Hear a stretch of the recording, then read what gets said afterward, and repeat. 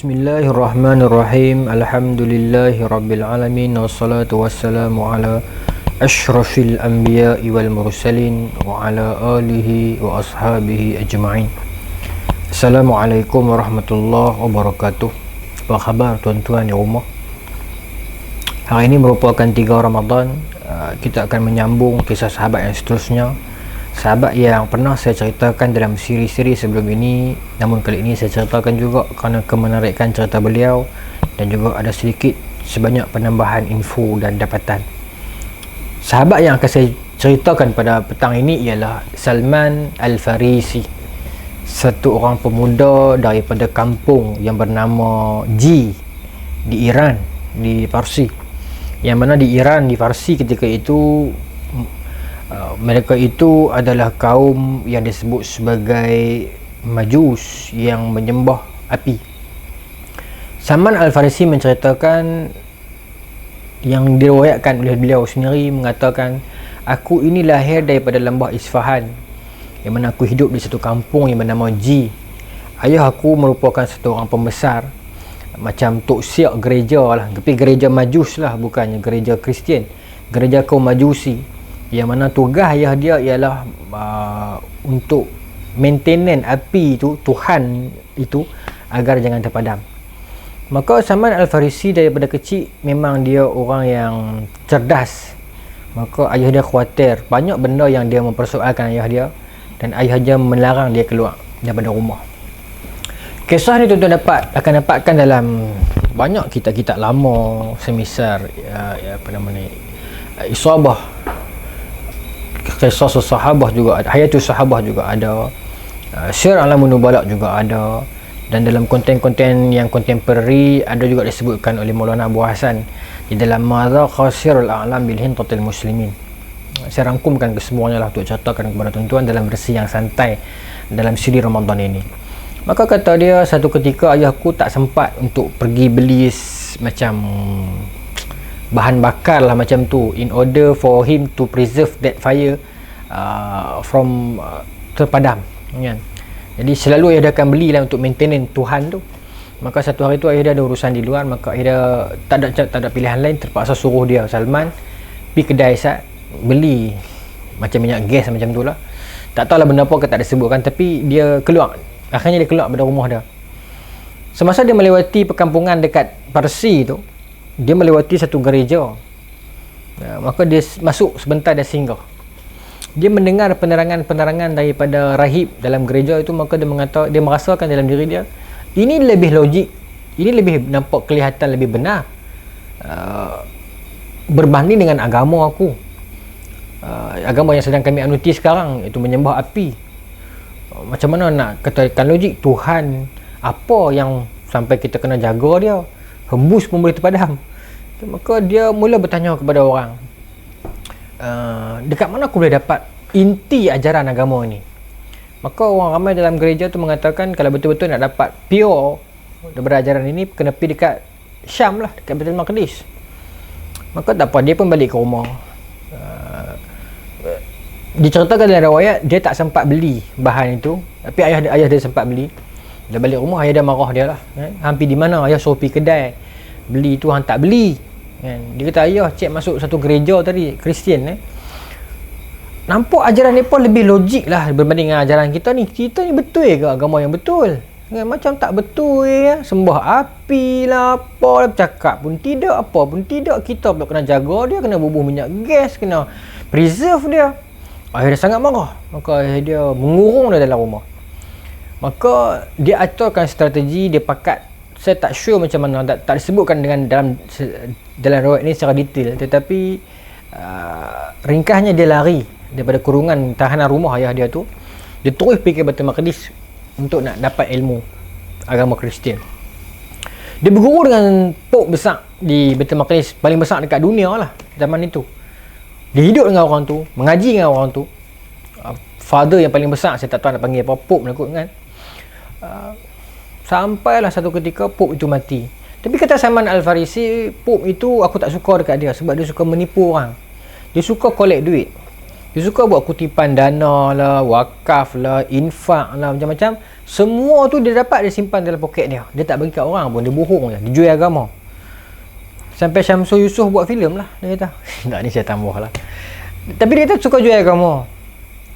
Maka satu hari bila tok guru dia ni mati, sedang orang Kristian dia teriak, menangis, tok guru meninggal ni, dia kata aku tak suka dekat dia. Dia pun marah dia lah. Biadab dengan ulama. Maka dia kata aku hidup dengan dia siang dan malam. Aku tinggal dengan dia, aku belajar dengan dia. Aku tahu dia tipu. Dia hanya mempergunakan duit orang Kristian untuk kepentingan dan kekayaan diri dia. Dia pun tak percaya. Dia pun nak pukul dia. Dia kata jangan pukul aku dulu. Jom aku tunjukkan bukti. Dia bawa orang Kristian ni masuk ke satu bilik bawah tanah. Tunjuk, ni dia. Ini semua harta yang Tok Guru kutip selama ni. Dia kata untuk anak yatim, dia kata untuk janda, dia kata untuk orang susah. Semua untuk dia. Maka orang Kristian jadi sangat marah. Maka disebutkan dalam, yang ni saya baca dalam Maulana Abu Hassan, dia kata orang Kristian bawa keluar balik mayat Tok Guru tu dan dia salib dia. Lepas tu ganti Tok Guru yang baru, Pop yang baru. Maka kata Salman Al-Farisi, aku tak pernah melihat orang yang sebaik dia sebelum aku melihat Rasulullah lah, yang sehebat dia dan sezuhud dia. Tok Guru baru ni bagus. Dia berguru dengan Tok Guru baru ni di Baitul Maqdis selama sampai dekat-dekat dia nampak Tok Guru ni pun hidung dah jatuh dah, telinga dah jatuh dah, nak dekat-dekat mati. Maka dia kata kat Tok Guru dia, wahai Tuan Guru, kalau Tuan Guru mati nanti, saya nak tala ke mana? Saya nak menghalap, saya nak pergi ke mana lagi? Saya nak sambung ilmu saya ni. Saya nak further my studies. Maka Tok Guru dia kata, kalau saya mati, wahai Salman, pergilah ke satu kota yang bernama Mosul. Di sana ada satu orang lelaki Ahlul Kitab yang masih lagi benar. Maka Tok Guru dia mati, dia pun pergi ke Mosul. Berguru dengan Tok Guru di Mosul ni pun lama. Tok Guru yang baik, lama berguru sampai Tok Guru dia pun nak mati dah. Dia kata kepada Tok Guru dari Mosul ini, selepas Tok Guru tak ada nanti, kepada siapa saya nak sambung belajar? Maka Tok Guru dia kata, selepas saya tak ada nanti, ada lagi seorang dekat Nasribin. Dia masih lagi Ahlul Kitab yang benar. Pergilah cari dia. Tok Guru dah di Mosul mati, dia pun pergi di Nasribin. Dia berguru dengan Tok Guru di Nasribin. Berguru lama lah. Sambil dia berguru ni, sambil dia kerja juga, dia menternak kambing.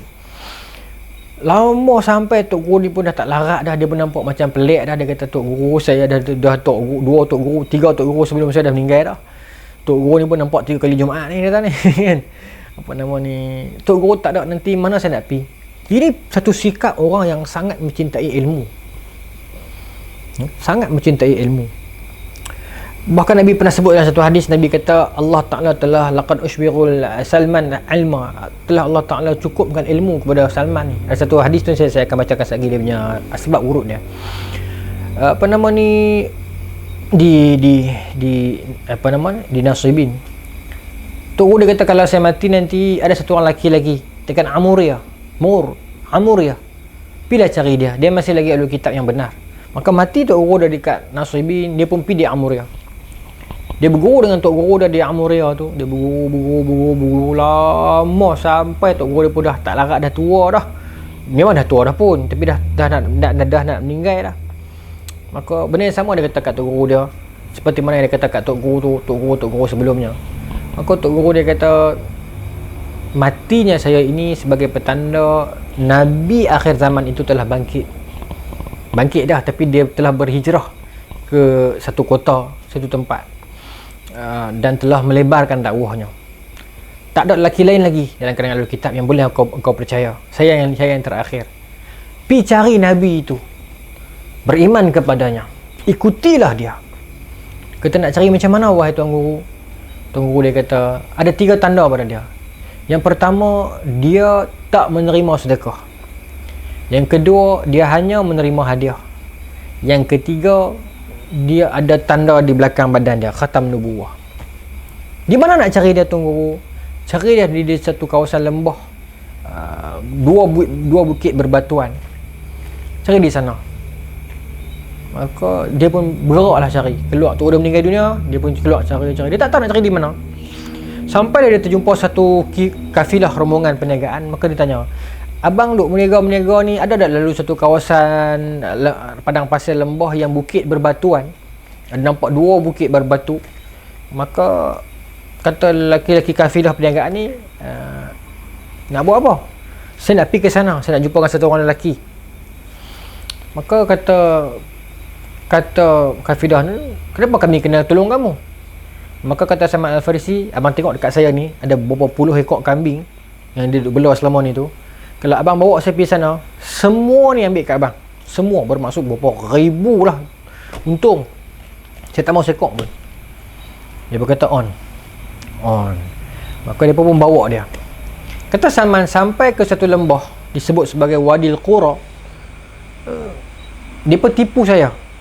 Dia pun tak bawa saya pergi Madinah pun. Dia pun bawa dia ke satu tempat yang lain dan dia pun jual saya. Dah dia pun tipu saya. Dia pun ambil segala kambing saya dan dia pun jual saya. Dia pun jual saya kepada satu orang Yahudi Bani Quraizah. Dan nak jadi cerita, Yahudi itu orang Madinah. Tuan-tuan, itulah kehidupan kita ini. Tuhan channelkan kita ke kanan dan ke kiri, ke utara dan selatan, kiri dan kanan. Pastinya segala simpang siur kehidupan kita itu adalah simpang siur yang bermanfaat sebagai perancangan Allah untuk kehidupan kita di masa hadapan. Kesusahan kita hari ini yang Tuhan takdirkan ialah untuk kesenangan kita pada masa depan nanti, insya-Allah. Kata Salman, saya dibeli oleh seorang Yahudi Madinah. Maka tak perlu dia susah hati lagi, tak perlu pening kepala lagi nak cari mana Madinah. Lelaki Madinah itu pulangkan dia, bawa dia pulang ke Madinah, Bani Quraizah Yahudi. Dan yang pulangkan dia itu pula Yahudi. So lagi senang sebab orang Yahudi kenal Rasulullah. Maka dia cerita masa saya duduk bekerja dengan Yahudi itu, saya dengar cerita tok guru, bos majikan saya ni sedang sembang dengan kawan dia, Yahudi dengan Yahudi di Madinah, Yasrib masa tu. Cerita tentang Muhammad itu telah datang, Nabi itu telah datang. Maka kata lelaki itu kepada bos saya, betul, dia memang Nabi. Aku dah tengok dia punya fizikal dia, ciri dia, dia memang Nabi. Cuma kita memang tak akan sokong dia sebab dia bukan orang Israel. Maka Salman Al-Farisi kata, cantik. Bila orang Yahudi membenarkan, betul lah. Maka dia dengar bos dia sembang dengan kawan bos dia, tanya, sekarang ni depa di mana dah? Depa tu maksudnya mereka lah. Tentu akan dengar perkataan depa ni sampai 30 episod lagi. So saya terjemah siap-siap. Depa tu mereka. Sekarang ni depa di mana? Di Quba. Salman Al-Farisi dengar macam tu, dia ambil bungkusan kurma, hasil dia kerja gaji dia sikit-sikit ni, dia bawa pergi di masjid. Tengok Nabi ada masa tu. Maka dia bawa, dia kata, ini saya ada sedikit sedekah untuk tuan-tuan para musafir ni, makanlah. Nabi senyum, Nabi ambil dan Nabi bagi kat para sahabat. Nabi tak makan. Nabi tak makan. Maka dia kata, betul lah. Tanda yang pertama, dia tak ambil sedekah, dia tak makan sedekah. Esok malam dia datang lagi. Dia datang lagi, kali ni dia sebut ayat yang berbeza. Dia kata, saya datang bawa hadiah. Tengok tuan-tuan letih, tak ada makanan, orang musafir, makanlah. Maka Nabi ambil dan Nabi makan. Dua tanda dah betul lah. Tanda ketiga, belakang badan Nabi ada khatam nubuwah. Macam mana Salman nak siasat? Takdir Allah Subhanahu wa taala. Satu ketika terdapat, maksudnya Nabi dah masuk ke medan tengah-tengah Madinah dah jadi pemimpin Madinah dah. Salman Al-Farisi melihat satu ketika ada kematian sahabat. Nabi turun ke bawah untuk menurunkan jenazah sahabat. Maka masa itulah dia curi kesempatan untuk nak tengok Nabi. Dan masa Nabi duduk macam tu, so Nabi punya belakang t-shirt, baju ni dia macam cekang lah kan, sebab duk angkat jenazah. So timbul nampak jelas di belakang Nabi tanda khatam nubuwah. Maka dia kata, benar, inilah Rasulullah SAW yang dijanjikan akhir zaman, lelaki paling mulia. Maka dia terus memegang tangan Nabi, menkucupnya dan menyatakan keislamannya. Ini Salman Al-Farisi. Nabi dan Salman Al-Farisi dimerdekakan oleh orang Islam. Kemudian dia telah dipersaudarakan dengan Abu Darda. Itu yang satu cerita yang satu hari isteri Abu Darda mengadu kepada Salman Al-Farisi ni. Kata suami dia tak mau kepada isteri dah, makan pun tak mau, tidur pun tak mau, duk kira semayang ibadah saja. Maka Salman Al-Farisi bagi tahu dekat kawan dia ni, saudara dia lah Abu Darda ni yang dipersaudarakan oleh Nabi, Salman Al-Farisi dengan Abu Darda. Maka Salman Al-Farisi kata, kenapa abang buat macam tu? Mata abang ada hak, isteri abang ada hak, perut abang ada hak. Dan bila cerita ni dibawa kepada Nabi, Nabi kata, sesungguhnya Salman Al-Farisi itu memang digunakan ilmu oleh Allah kepada dia. Orang yang bijak. Dalam peristiwa perang Ahzab, Salman Al-Farisi lah yang memberi idea penggalian parit ataupun perang Khandaq itu. Firman Allah Subhanahu wa taala dalam Quran surah Al-Ahzab, tak silap saya ayat 10 dan 11 surah Al-Ahzab. Kata Allah, izja'ukum min fawqikum wa min asfala minkum wa izzaghatil absar wa balaghatil qulub al-hanajir wa tazunnuna billahi az-zununa hunalika tuliyal mu'minun wa zulzilu zilzalan syadida.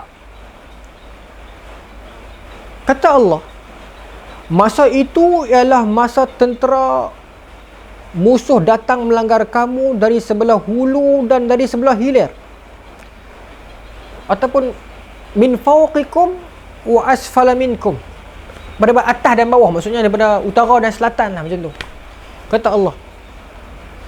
Dan masa itu ialah masa pemandangan mata kamu tak tentu arah, susah hati, risau, serabut, nak handle macam mana, sebab ahzab, pakatan ahzab, hizib, jadi jamak dia hazab, pakatan Yahudi Madinah, pakatan orang luar Arab, luar Medan sempadan, pakatan Mekah, membuat pakatan untuk menyerang Madinah serentak. Maka masing-masing menyangka terhadap Allah dengan pelbagai-bagai sangkaan. Pada saat itulah diuji orang-orang yang beriman dan digoncangkan perasaan dan pendiriannya dengan goncangan yang amat dahsyat. Masa tu orang susah hati dah, macam mana Allah nak selamatkan kita sebagainya ni. Bincang lah para sahabat pun duduk mesyuarat, bincang macam mana kita nak buat apa semua ni lah kan. Masa tu lah Nabi buka cadangan kepada para sahabat, macam mana, ada idea dah. Hebatnya kekuatan Nabi. Maka Salman Al-Farisi kata, ya Rasulullah, kami di Parsi, tradisi Parsi bila berlaku perang kami akan gali parit. Maka apa kata kita gali parit keliling kota Madinah ni? Maka Nabi setuju dengan pandangan Salman Al-Farisi. Maka dimulakan proses penggalian parit tersebut. Cerita penggalian parit ni banyak lah kan. Dalam hadis banyak cerita, sahabat ada yang nak jamu Nabi makan dan sebagainya. Tapi saya nak fokus pada cerita Salman Al-Farisi. Masa Salman Al-Farisi and the sahabat-sahabat yang lain duk gali tu, dia orang lelaki yang kuat. Orang Parsi ni dia kuat. Sampai dekat satu batu yang besar, katok tak boleh. Maka dia kata kepada para sahabat, tak boleh buat apa dah, batu ni besar sangat, keras sangat. Lah kita pergi jumpa Nabi, kita minta izin kat Nabi, boleh tak kita lencongkan batu ni, parit kita lencong. Maka Nabi kata dekat Salman, di mana batu tu? Ada di belah sana Rasulullah, tempat kami duduk gali tu. Nabi kata kepada Salman, jom kita pergi tengok. Pergilah sampai dekat batu tu. Nabi kata kat Salman Al-Farisi dengan kawan-kawan, dengan sahabat-sahabat, unduk sikit. Maka Nabi pun baca bismillah dan Nabi pecahkan batu tu. Kata Salman Al-Farisi dalam riwayat ini, ketika Nabi katuk yang pertama tu, percik api keluar. Percik, aku nampak percikan api. Katukan yang pertama tu. Dan Nabi kata, Nabi takbir. Nabi kata Allahu Akbar. Nabi kata laqad u'titu mafatih al-Faris. Aku telah diberikan kunci-kunci istana Parsi. Nabi sebut macam tu. Panjang lagi lah riwayat tu. Tercengang para sahabat. Nabi katuk kali kedua. Kali kedua. Berapi lagi kata Salman Al-Farisi. Nabi takbir lagi, Allahu Akbar. Laqad u'titu mafatih Rom. Aku telah diperlihatkan kunci-kunci istana Rom. Allahu Akbar. Dan kata Salman, Nabi katuk yang kali yang ketiga, berkecai batu tu. Maksudnya parit kita tak perlu dilencongkan kalau ada ancaman itu. Seolah-olah gambaran dia, batu itu macam ancaman Rom dan Parsi yang akhirnya akan dipecahkan oleh Islam. Ternyata kata Rasulullah SAW itu benar. Empayar Parsi dan Rom telah binasa di tangan tentera Islam pada zaman pemerintahan Sayyidina Umar.